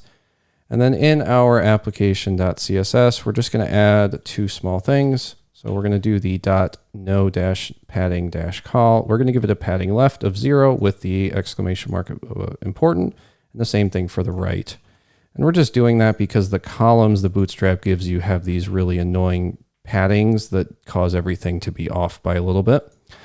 So now that we have that, I can set my name to Dean D. Hart. I can give myself a @ and I can say I'm a software dev. Look at me go. And I can click update avatar. It's going to tell me the username's already taken, of course. So let me do Deanin25 to update this, and then let me change it back to Deanin, Dean D. Hart. I'm a software dev. I'll click update, and you'll see account successfully updated. Now we might want to change this text from update avatar to something a bit more meaningful. So maybe we come into our views, our appearance.html.erb, and we change this from update avatar to update account, maybe. And we give this a class of btn-primary. You can do that and then refresh. And now we have this button. Looks a little bit better. And we can, of course, get rid of the padding on this column -4 as well. And then we can come over here and refresh. The last thing we can do here is we can come over to, let's say, /2 to visit our profile where we have this text. Let's update this so it pulls from the information we just added. So let's come into our views dashboard and our show page. And in our show page where we have the email.capitalize, let's just go ahead and let's grab the @user.fullname. And then that will probably work. And then in the p tag here, we just want to grab the @user.body. We can save that. We'll come in here and we'll refresh. Now, if we go over to John's profile, you can see there's nothing on his page because he hasn't filled anything out yet. So this is good enough for now. Okay, now we're going to add in the ability to go to /Deanin if you want to visit my profile. So the way to do this is we're just going to stop the server, full screen, Control-L. We'll type bundle add friendly _ID to add the friendly ID gem. Now that that's done, we can hit Control-L again. We're going to want to run a Rails G migration, add slug to users, and we'll say slug:uniq for unique. We can then do a Rails G friendly _ID to generate the friendly ID stuff. And now we can do a Rails DB:migrate command to migrate the database. There we go. We can now exit out of this with F11 and run a Rails S to start the server. I'm going to go ahead and collapse everything again so we can start from scratch. And then I'm going to go into the app models user.rb. And in the user.rb, the first thing we have to do up on the top is extend friendly ID. We can then, wherever we feel like, add the friendly ID for the username. I'm going to do it right below the avatar. I'm going to say friendly ID username, use %i, and then the word slugged. And then we're going to add something on the bottom to make sure that when we change our username, we update whatever the slug is. So we say should generate new friendly ID, username changed, or the slug is blank. So if you change your username, and this is whatever you call your username, this will work. So Rails is doing some magic to keep track of things that change that are like attributes on the body, or I guess fields on the model. So in this case, because it knows the username change, you can just use that method to check in here, and friendly ID will call this should generate new friendly ID on its own. Or if the slug is blank, so if we don't have a slug already, then we should generate a new friendly ID whenever we update the model. So that takes care of the user. The next thing is we have to come into the controllers and the dashboard controller. And we want to change this user.findById to user.friendly.id, friendly.find. And we actually want to do something else, which is when we do this, we need to do something like a begin block where we do this and then we rescue if something goes wrong. And if something goes wrong, I think we just do standard error. You can just say @user = nil. And then end. Now, of course, it's not going to be a standard error. It's going to be something like record not found. But if anything goes wrong, it just sets the user to nil, which causes this to redirect to the root path or the dashboard path.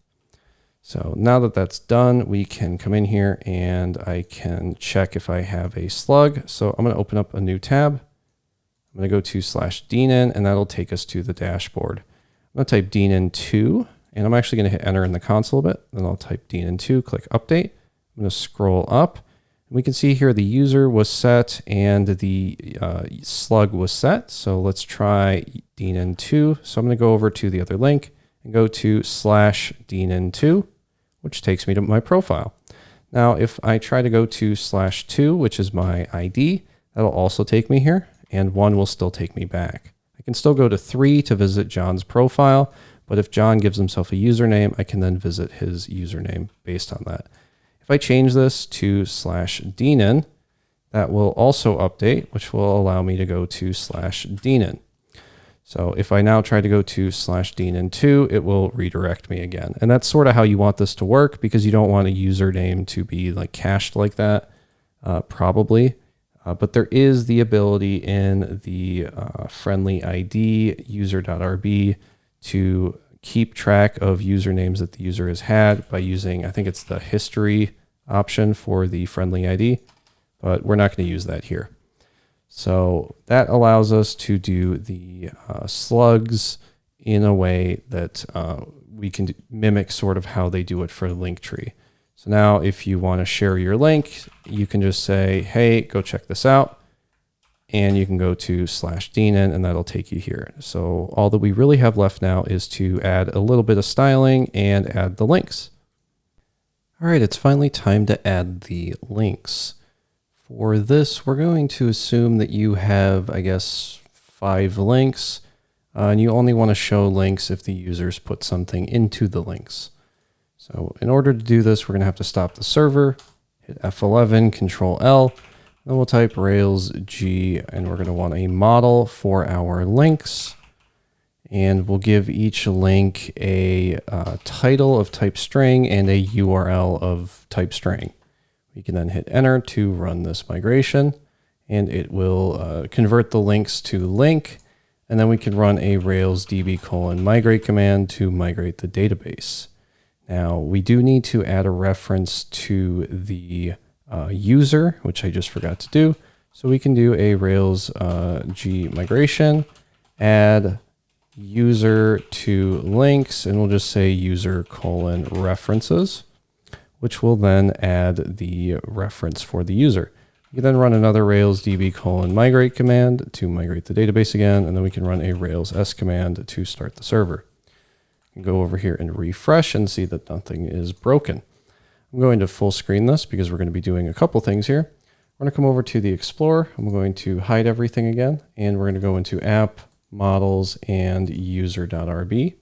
In here, we need to say that a user has many links, and it's going to be a dependent destroy. That just means when we delete the user, we'll also delete the links.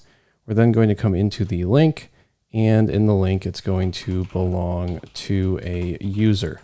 Now that that's done, we can come back over to the user model because we need to do the logic for creating these links. So at the bottom here, we're going to create a private section with a method called, create default links. It will create a link with a user of self, a title of an empty string, and a URL of the empty string. We're only going to do this while the links.count is less than 5. So we're going to make sure that we create 5 different links. And once we have that, we then want to do a after create and a after update up here.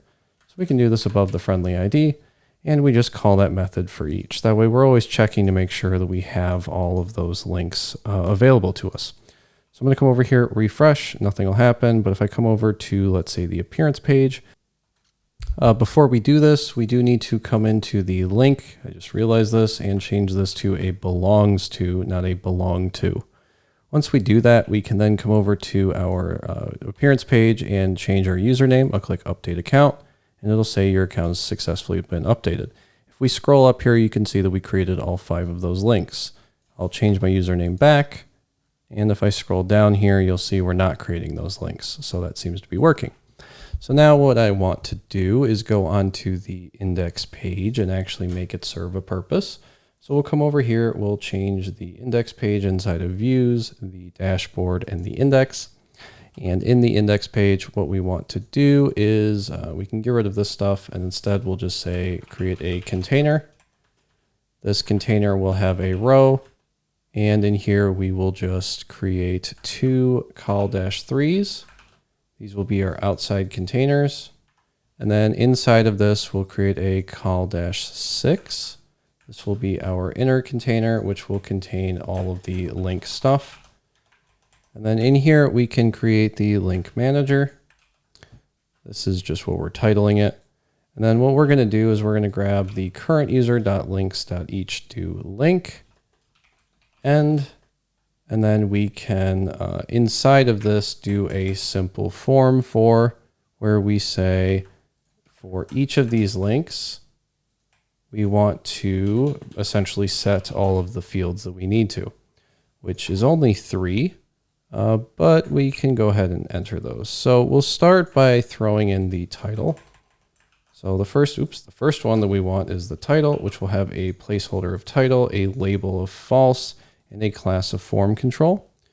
We can then do something similar for the URL, which is going to just be URL, placeholder of URL, label of false, class of form control. And then we can do a submit, which will just be to update the link. And that one will have a me-auto in addition to its button primary class. So we can then save that, come over here and refresh the page. And now once we do this, it'll tell us that link's URL is undefined. So we have to come over to our routes page. So let's come over here, scroll down to config and our routes.rb. And then in here, we just want to create a link to the links route. So here we'll say patch the links/ID. We're using patch because we're updating. This will go to the links update action as links, which means we'll be able to use the links path. So if we do this and then we refresh, that works. And we now have our links rendering, but we do need to actually update our controllers. So if I click update here, nothing will happen. So we come over to controllers, and we realize we don't have a links controller. So what we want to do is, I guess we can generate it. We'll say Rails G, let me full screen this, Rails G controller links, and then we'll just hit enter. It'll generate an empty controller for us, and we can type Rails S to start the server again. I'll come over to the links controller, hit F11, and we can throw in the logic that we need. First thing we want to do at the bottom here is a private for the link params, where the params.require the link, and we permit the title and the URL. This is fairly standard stuff. It's essentially what all of these scaffolds do for you out of the box. We're just stealing it for our own purposes, really. We then need to do the same authenticate user that we've been doing, just to make sure we're logged in. We should be if we get to this page, but just in case, let's do it. We can then do the link params, but we'll only do it for the update action. Speaking of which, we should create an update action. So the update action is pretty simple. The first thing we do is we say, hey, is there a link? We'll say @link equals link.find. And then we'll do a link.update by the link params. We can then go ahead and save this, and we now have the ability to update our links. So let's come over here. The first one I'll do is I'll just grab the link to my Linktree because that seems pretty meta. And then I'll say this is Linktree. And then I'll put in the Linktree URL. I'll click update, and we can see here that it updated. And if we refresh, we get the green check marks there, just saying everything's okay. Now let's do one more. We'll say this one's for YouTube, and this will take us to https://youtube.com/Deanin. And then we can do one more after we update this, where we want to maybe do a, course page. And this will take you to https://learn.deanin.com. And then we can update that. And once all of those are updated, we can then refresh. And now let's try to go over to /Deanin. And you can see here that we don't have any links on this page yet. So this is our show page, and it's looking a little bit barren. So let's go ahead and let's add some stuff. So we have our body being populated. That's good. What I'd like to do is create the rows and the containers that we'll need for this. So let's come over here and come over to the show page. So below this column -1 at the bottom, we want to create another row with another col-1 at the bottom. And then we want one more col-row below that because this is going to be the sandwich between our stuff.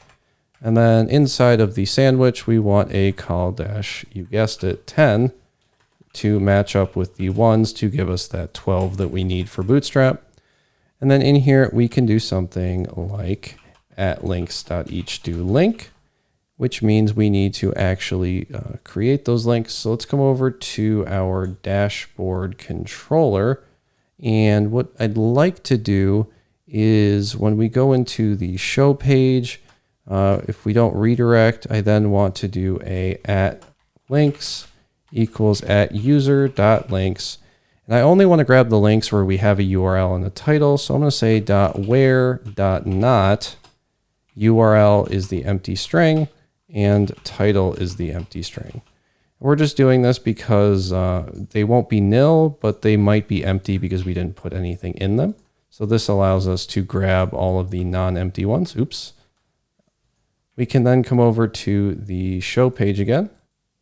And in the show page, inside each of these links, what we want to do is say, let's see, we could do a link to the link URL. So we'll do a link to the link.url. It'll have a target of blank, which will make it open in a new tab. And then we'll give it a class of linkable, which we have to create, a btn and a btn-secondary, which is that grayish button color. We can then come into this link because we're doing the do, and inside of the link, we can create a span class that has the link title inside of it. We'll call it the linkable span.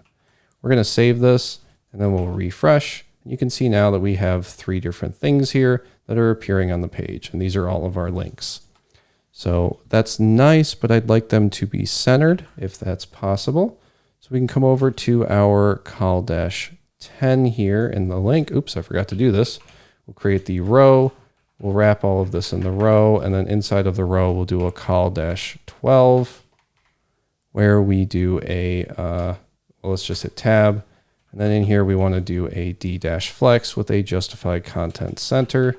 And then we'll put all of this in there just like that. And then refresh, come over here, and now they're all lined up. We just have to space them out a bit.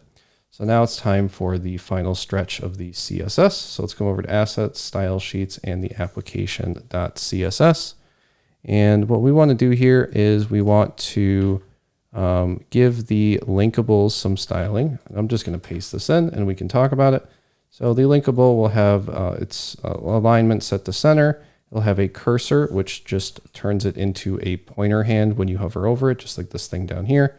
It'll have a width of 100%, a height of 4 rem, a margin of 0.5 rem by 0.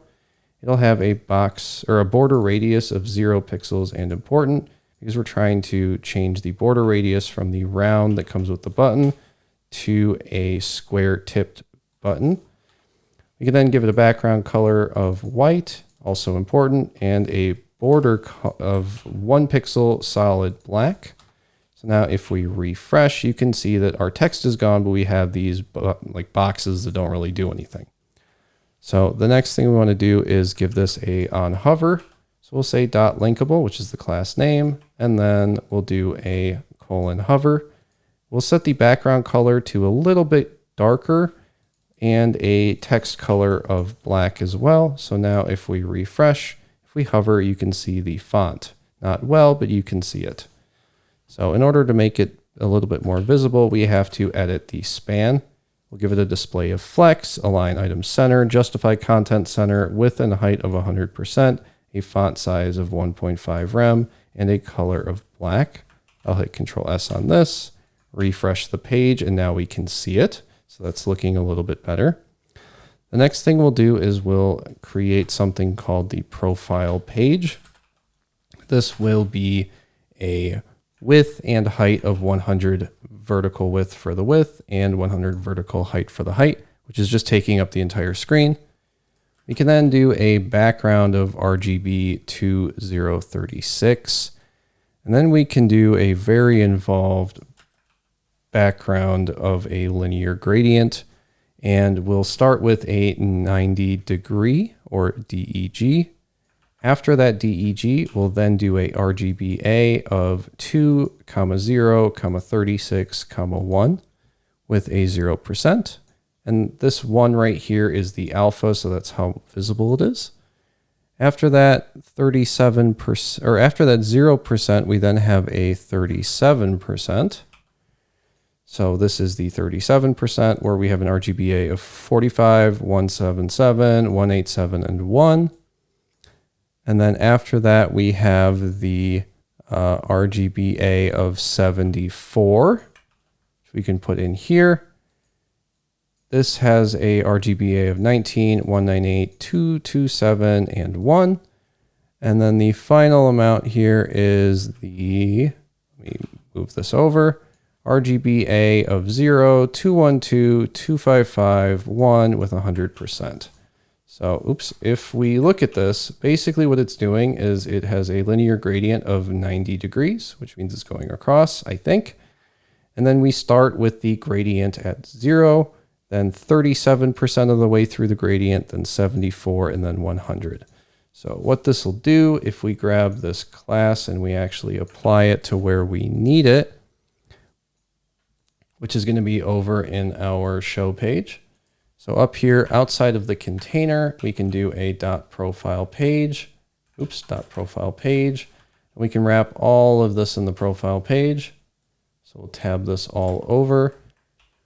We can also give a class to this user.fullname and the p body.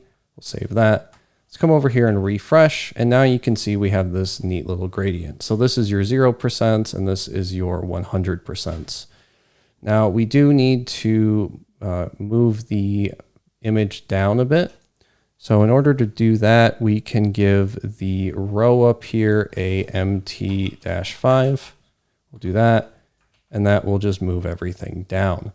Now to get rid of this white space on the top, that is going to involve us fixing up our alerts, because remember in our layouts and alerts, we have these two p tags that are taking up that space.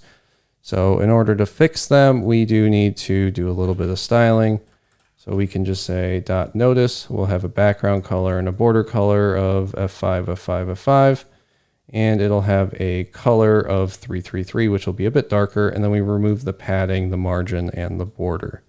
We do the same thing with the alert, but we change it to a red. So if we do that, we can then come in here, and now our link tree is looking like a link tree. So if we click on the course page, it'll take me to the course website. If we click on YouTube, it'll take me to my YouTube channel, etc. So we have a fully working link tree here. We can go back to the home page and look at all of our links. We can go over to the appearance page, update our stuff, and our navbar here, which has the drop down. We can finally finish that and end on a high note by going into our layouts, navbar, and then in here we have this drop down. We will change this to be the current_user.username. We'll hit Control S on that. We'll refresh, and now it'll have our username on the side here where we can log out and see really ugly alert text that you can definitely fix if you want to. We can go dean@example.com with a password of password. We can then log in where we have a alert or a notice here that matches our navbar. We can come over to the dashboard, or we can go and visit our profile page by either doing /2 or /Deanin. Okay, well that's going to do it for this Linktree crash course for beginners. Hopefully you got something of value out of this. Hopefully you're satisfied with the free version. I don't know what I'm going to be able to fit into the paid version considering how much we covered here. But if you're interested in that, remember, check the video description or the pinned comment. It won't be more than a $10 course maybe, and it should be up in a day or two. But that's going to do it for me. Thank you so much for watching, and I will see you in the next video.